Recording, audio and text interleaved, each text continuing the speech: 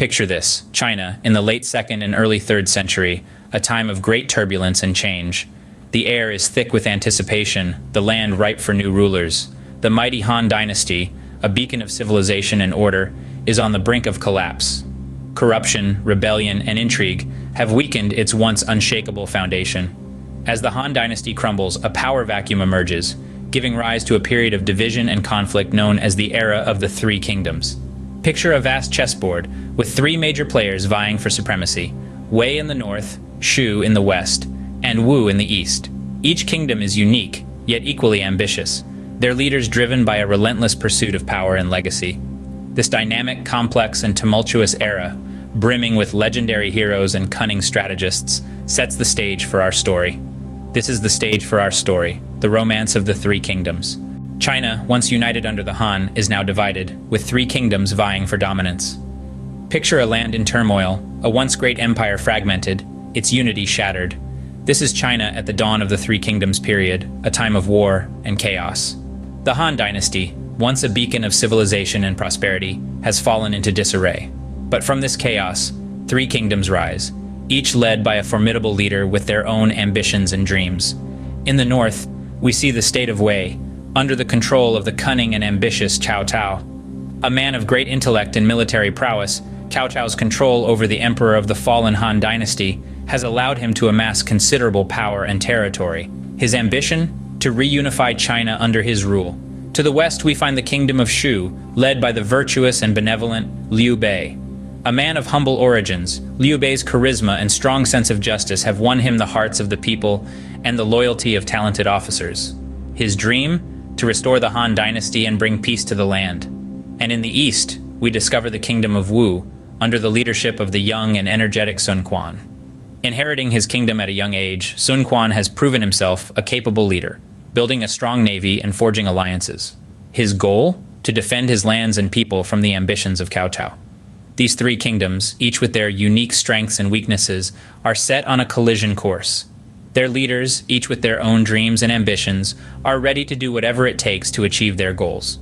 Friendships will be tested, alliances will be formed, and battles will be fought. This is the beginning of the Three Kingdoms period, a time of great heroes and epic battles, of treachery and loyalty, of ambition and sacrifice. The stage is set, the players are in place, and the Game of Thrones begins. In the midst of chaos and conflict, one battle stands out: the Battle of Red Cliffs. This epic confrontation, set against the backdrop of the late Eastern Han Dynasty, brought together an alliance that would shape the trajectory of the Three Kingdoms. The Battle of Red Cliffs was not just a clash of armies. It was a contest of wits, strategies, and alliances. On one side, we had the formidable warlord Cao Cao, who had amassed a large naval force, intending to unify China under his rule. On the other, the allied forces of Sun Quan and Liu Bei, two leaders of smaller states, who had formed an unlikely alliance to resist Cao Cao's dominance. The strategies employed were as unique as they were effective. The allied forces, knowing their disadvantage in numbers, relied on their intimate knowledge of the terrain and local weather patterns. They planned a fire attack, a risky move that required precise timing and execution. Cao Cao, confident in his superior numbers, underestimated the smaller, more agile forces of the alliance. The battle was intense, and the stakes were high. But when the smoke cleared, it was the allied forces who emerged victorious.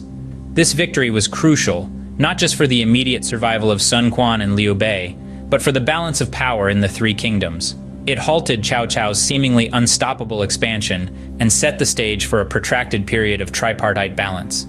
The Battle of Red Cliffs was more than just a military engagement. It was a showcase of strategic brilliance, a testament to the power of alliances, and a pivotal moment in the history of the Three Kingdoms. The decisions made, alliances formed, and strategies executed on those cliffs continue to echo through the annals of history. The Battle of Red Cliffs, a turning point, forever altering the course of the Three Kingdoms. In every tale of conflict and power, there are heroes and villains, and the Three Kingdoms is no different. Let's delve into the lives of some of the key figures who left an indelible mark on this era.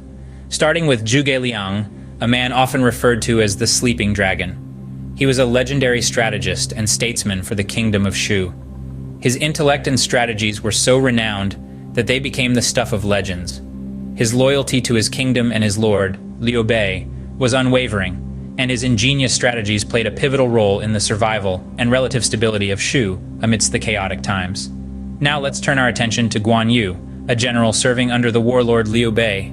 Known for his martial prowess and unwavering loyalty, Guan Yu was not merely a warrior, but a symbol of brotherhood and righteousness. His tale is one of honor and loyalty, of a man who would face any foe, endure any hardship, for the sake of his sworn brothers and his duty.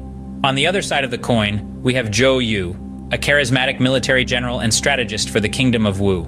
He was renowned for his good looks and his musical talent, but it was his strategic mind that truly set him apart. His masterstroke was the plan that led to the victory at the Battle of Red Cliffs, a turning point in the history of the Three Kingdoms. Despite being rivals, Zhou Yu and Zhuge Liang shared a mutual respect, each recognizing the other's brilliance. And who could forget Cao Cao, the powerful warlord who laid the foundation for what was to become the Kingdom of Wei? A complex figure, he was both a ruthless warlord and a sophisticated poet. His ambition and cunning were instrumental in his rise to power. Despite being often portrayed as a villain in popular culture, Cao Cao's contribution to the establishment and consolidation of the Three Kingdoms cannot be overlooked. Then we have Lu Bu, a formidable warrior, known for his unparalleled martial prowess and his fickle nature. Often described as the mightiest warrior of his time, Lu Bu's allegiance was as unpredictable as his temper. His strength was a double-edged sword, making him a valuable ally but also a dangerous enemy. His story serves as a reminder that strength alone cannot secure victory. Lastly, let's remember Diao-chan, the only woman among the key figures. Known for her extraordinary beauty, Diao-chan played a crucial role in the downfall of Dongzhuo through her manipulation of both Dongzhuo and Lu Bu. Her story is a testament to the power of strategy and persuasion. These individuals, with their courage, cunning, and ambition, shaped the destiny of the Three Kingdoms. Their tales of loyalty, betrayal, and strategic genius continue to captivate us, reminding us of the human drama that played out amidst the grand sweep of history. Their stories, etched in the annals of time, still resonate today, reminding us of the complexity of human nature and the unfathomable twists and turns of destiny. These individuals, with their courage, cunning, and ambition, shaped the destiny of the Three Kingdoms. All kingdoms rise and all kingdoms fall. The Three Kingdoms were no exception. The grand tapestry of the Three Kingdoms, woven with epic battles, legendary heroes, and intricate political maneuvers, was destined to fray at its seams. The decline and eventual fall of the Three Kingdoms was a culmination of both internal strife and external pressures, setting the stage for the reunification of China under the Jin dynasty. The Kingdom of Wei, the first to crumble, was a victim of its own success. Enjoying a period of relative stability and prosperity under the rule of Cao Pai, Wei's power began to wane as subsequent rulers failed to match his leadership. The court became a breeding ground for corruption and deceit, weakening Wei from within. Simultaneously, the Kingdom of Shu, though smaller and less powerful, remained a thorn in Wei's side, constantly challenging its authority. The Kingdom of Shu, steeped in the ideals of benevolence and righteousness, was not immune to the pitfalls of power. After the death of its charismatic leader, Liu Bei, Shu struggled to find a worthy successor. The kingdom was plagued by a series of weak and ineffective rulers, which in turn led to internal dissent, political instability, and a decline in military power. Meanwhile, the Kingdom of Wu, nestled in the fertile lands of the Yangtze River, was dealing with its own share of internal discord and external threats. The constant pressure from Wei and Shu, as well as the looming threat of the northern nomadic tribes, stretched WU's resources thin. In this climate of unrest and instability, the stage was set for a new power to emerge. The Sima family, a powerful clan within the Wei Kingdom, seized the opportunity. Through a series of calculated moves and strategic alliances, they managed to overthrow the last Wei emperor, paving the way for the establishment of the Jin dynasty. And so the era of the Three Kingdoms came to an end, but its legacy lived on. The tales of bravery, cunning, and ambition that marked this period continue to reverberate through the annals of Chinese history, a testament to the enduring allure of the Three Kingdoms. The Three Kingdoms, a brief period in China's long history, yet its impact is profound. A fleeting moment in the grand tapestry of time, but its echoes reverberate through the ages. This was an era that shaped the cultural, political, and historical landscape of China, and its influence extends far beyond the borders of the Middle Kingdom. Let's start with the cultural impact. The Three Kingdoms period has been immortalized in the form of literature, most notably in the historical novel Romance of the Three Kingdoms. Written during the Ming Dynasty, this epic tome spins a tale of heroism, strategy, and intrigue that has enthralled readers for centuries. The characters and events from this period have been woven into the fabric of Chinese folklore and mythology. They've been the muse for countless poems, paintings, and performances, shaping the cultural identity of the nation. Politically, the Three Kingdoms era played a pivotal role in shaping the governance structure of China. It was a time of decentralization, where power was distributed among the three kingdoms. This period set the precedent for the balance of power, a concept that has been reused and reinterpreted throughout China's history. Historically, this was a time of great change. The fall of the Han Dynasty and the rise of the Three Kingdoms marked the transition from a unified empire to a period of disunity and conflict. This era serves as a stark reminder of the cyclical nature of history, where times of peace are often punctuated by periods of strife and chaos. Today, the Three Kingdoms continue to captivate our imagination. They've found their way into popular culture, from movies and television dramas to video games and comics. Each retelling, each reinterpretation, adds another layer to the rich tapestry of the Three Kingdoms saga.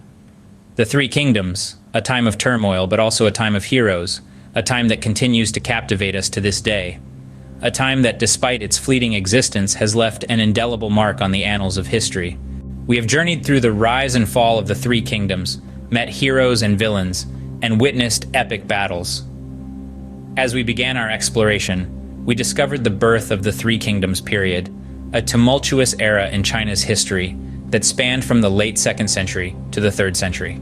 This was a time when the Han Dynasty crumbled, and three powerful states emerged from the chaos: Wei, Shu, and Wu.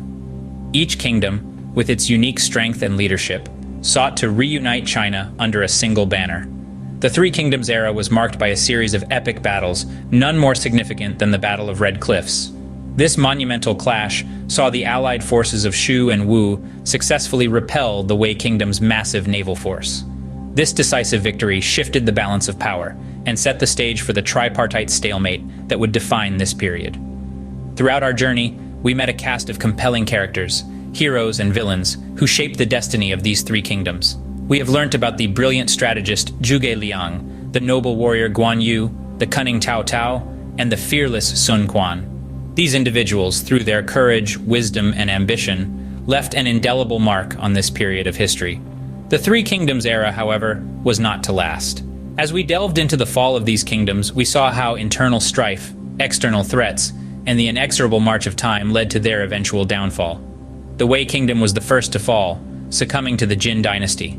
The Shu and Wu kingdoms followed suit, ending an era of division and paving the way for a unified China under the Jin Dynasty.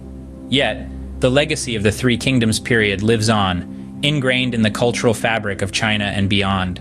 The tales of heroism, strategy, and intrigue continue to inspire literature, films, video games, and even philosophy.